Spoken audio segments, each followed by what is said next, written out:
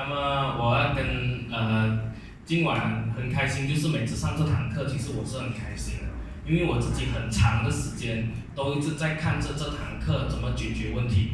因为我们在做的过程中啊，这些问题基本上所有的阶段都是从这边出来的，我们会面对到的问题，所以在里面它帮助我解决过很多问题，我是很喜欢这堂课的啊。然后呢，我再补充一下刚才我谈到的，今天如果已经做了的下线他不要来，我都听过了，总是听，来做梦，听了又听一样的东西，来做梦，会不会有这样的情况？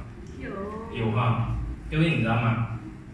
今天来这边他觉得是做 WBG， 他不是想到是建他的团队，他不是想到的是完成他的梦想。如果今天我们从头到尾一直围绕的是他的梦想建立到怎么样了，他要的生活模式建立好了没有？从一开始我们谈生意的时候，就跟他讲说 WBG 只是工具，帮他建造他要的生活而已。OK， 来到这边的时候一样是来建造的。会场之后我还要来，你要完成你的生活，你要组建你团队吗？你团队你会组建到没有？还不会，那你是不是要来学？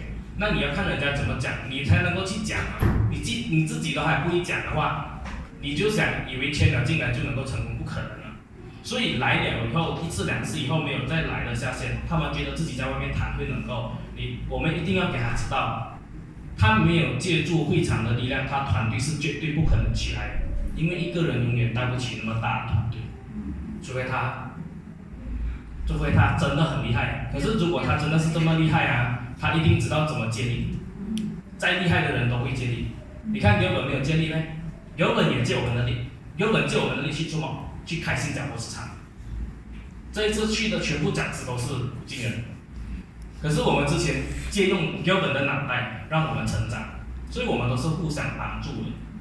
在建立团队的过程中，不是才是这样的，所以基本上那些不来的，要跟他们喝茶，喝茶的时候跟他聊聊，当初周末你会进来一起做啊？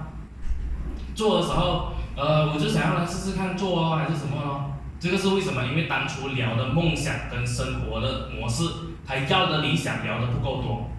因为我们做的所有的一切，我们为了的改变，我们要来去学习，我们要赚的钱都是为了自己能够得到我们要的生活，不为了别人，不为了 WBG， 不为了上线，为的是自己的梦想。我们去努力，我们去协助别人，我们也是为了自己的梦想。这个是我们要看到的。如果今天他的梦想随便可以挥走，他想要的生活模式随便可以挥走，不是？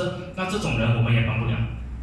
可是如果我今天我会问回他，就是你当初你讲的梦想，你还想要坚持的吗？你不坚持，我就不会浪费时间跟你聊很多，因为你喜欢的生活，你可以用你的模式。可是如果今天你跟我讲，你还是想要努力的话，我跟你讲，一定要到会场，我们一起来努力，我帮你完成你的梦想，一起来，我帮你建造你要的生活模式，我们一起来，这个才是follow up 最主要的东西。